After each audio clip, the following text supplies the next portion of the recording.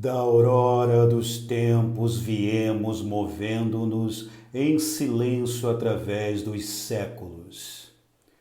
Vivemos inúmeras vidas secretas, lutando para alcançar a ocasião do encontro quando os últimos remanescentes guerrearão até o fim. Ninguém nunca soube que estivemos entre vocês. Até agora. Here we are. Fala galera, beleza? Tudo certinho? Como é que tá?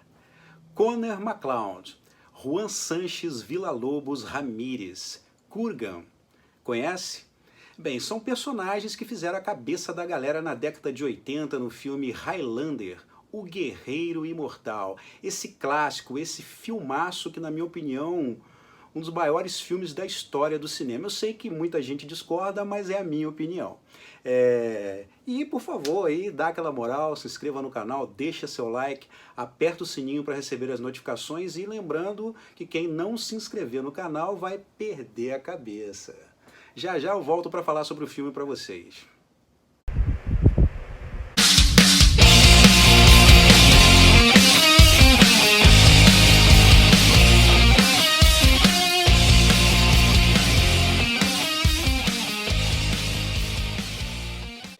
Em 1986, Christopher Lambert, no papel que o consagrou, vive Connor MacLeod, do clã MacLeod, do filme Highlander, O Guerreiro Imortal.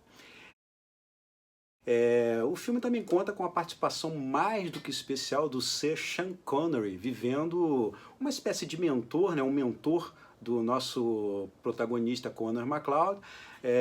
O nome dele parece até uma enciclopédia, né? Juan Sanches Villa-Lobos Ramírez. Temos também no papel do vilão, um vilão que realmente colocava medo na galera. Na época eu era adolescente e ele fez muito sucesso lá, que é o... Como que é o nome dele? Eu acho que é o Clancy Brown, né? Vivendo Kurgan, o vilão realmente aterrorizante do filme. Bom, pessoal, vou falar para vocês um pouco do enredo do filme aqui. Vamos lá. Eles são imortais, né? O filme não explica o motivo dessa imortalidade.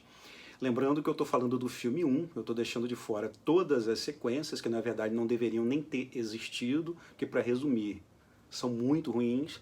O filme 1 é espetacular, na minha opinião, um clássico, um dos melhores filmes que eu já vi. Mas as sequências destruíram. Quando você começa... Se você assistiu o filme, se assistiu um, gostou, viu o 2, dá até vontade de chorar, de tão ruim que é. Mas vamos voltar aqui para o que interessa. Então eles são imortais, nascidos em lugares longínquos do globo, né? Cada um nasceu em uma parte do planeta, pelo menos foi o que deu para pegar sem assistindo o filme. Por exemplo, o Sean Connery, o personagem do Sean Connery, o Ramírez, nasceu no Egito. O personagem principal, protagonista do filme, Connor MacLeod, nasceu na Escócia. Nós temos o Kurgan, que nasceu na Rússia. Esqueci agora os outros que aparecem, nasceram onde, mas são assim em países diferentes, né? Existe uma profecia, eles são imortais, mas existe uma profecia que eles têm que se enfrentar em batalha, né? Na verdade são imortais 99%, né? Porque se perder a cabeça, se a cabeça for decepada, ele morre. Então nas batalhas, um vai cortando a cabeça do outro, ou seja, esse número de Highlanders não, de imortais, né? Que na verdade nem todos são Highlanders, eu vou explicar por quê. Esse número de imortais vão diminuindo, e um dia, a profecia diz que um dia numa terra distante, quando haverem poucos imortais, eles vão se enfrentarem até existir um, né, até a batalha final, dos dois últimos se enfrentarem. Quando esse último, que decepar a cabeça do outro, vencer essa última batalha, ele vai receber um prêmio. Prêmio que não se diz exatamente o que é o prêmio, só se sabe que é um prêmio que tornará esse cara praticamente o cara mais poderoso do mundo. E se esse prêmio cair em mãos erradas, por exemplo, na mão do Kurgan, que é um vilão psicopata, imagino o que acontecerá com todos os seres humanos do nosso planeta. Então, seria mais ou menos isso aí, com alguns outros detalhes. Por exemplo, essas batalhas não podem acontecer em solo sagrado, ou seja, igreja, né, qualquer tipo de templo, né, coisas assim, não podem ocorrer. Então, se eles se encontrarem em um solo sagrado, eles só podem, no máximo, conversar e não lutar. Deixa eu ver mais o que eu posso falar para vocês. A questão do Highlander, né? Highlander, muita gente pensa que Highlander são todos os guerreiros, mas na verdade não são. Highlander é só o Connor MacLeod, que é o personagem principal, o personagem do Christopher Lambert. Porque o que quer dizer Highlander? Highlander são moradores das terras altas da Escócia, né? Então isso é um Highlander. Por isso que no filme só ele é chamado de Highlander e não os outros. Não, primo Dougal, não estou. O filme se passa em várias épocas diferentes, mas com duas épocas principais. Seria 1500 e alguma coisa lá, eu esqueci 1500 e quê, na Escócia, quando ele se descobre imortal, né, lá no clã dele, lá onde ele nasceu, e 1986, Nova York, que seria dias atuais no filme. O filme, cara, pra época, cara, 1986, numa questão de produção, falando de produção, a edição foi muito bem feita, os cortes, né, porque o filme fica alternando entre essas duas épocas, né, 1500 e alguma coisa lá, 1986, e esses cortes são muito bem feitos, as filmagens na Escócia são muito lindas, realmente imagens muito legais. Apesar de um orçamento pequeno, eu acho que com esse pequeno orçamento eles conseguiram fazer coisas bem bacanas. Fique quieta.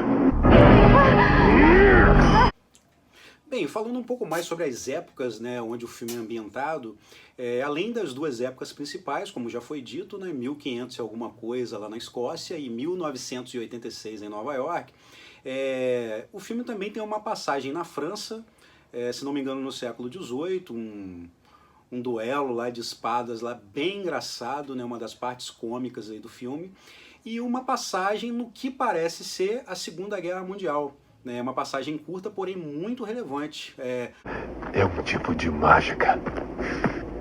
Tudo no filme é montado como um quebra-cabeça.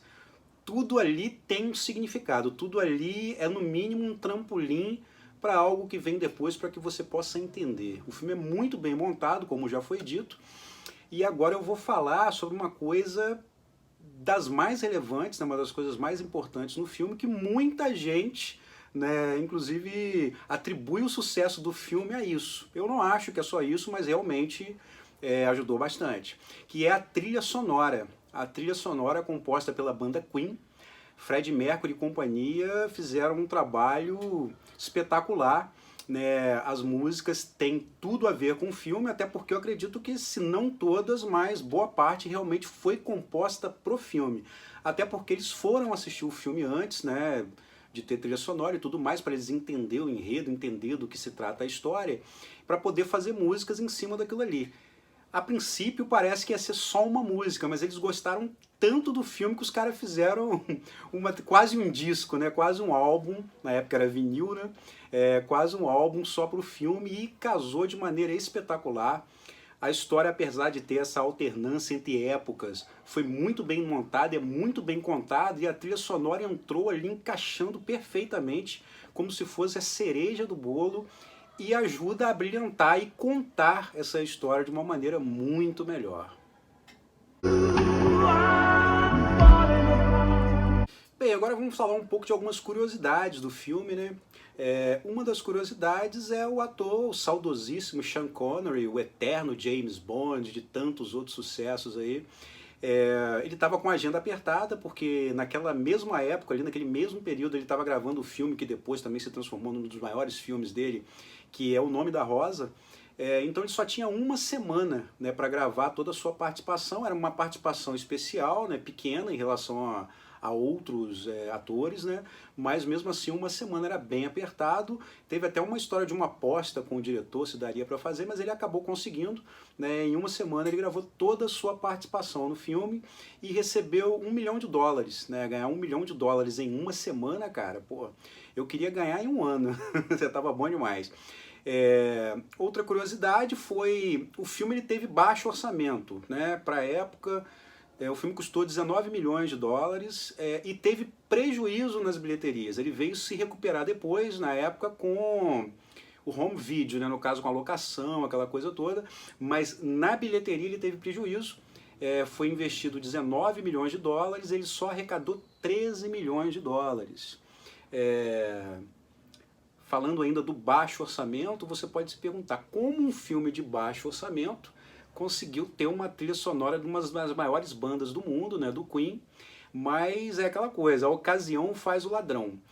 O filme, ele foi, se eu não me engano, produzido por uma produtora que tinha algo a ver com a EMI. A EMI, né, a EMI Odeon, né, que é uma gravadora, né, o Queen fazia parte dessa gravadora, ele estava lá no portfólio dessa gravadora, e uma empresa da EMI também, que estava mexendo com filmes, alguma coisa assim, eu não sei exatamente a história, produziu o filme.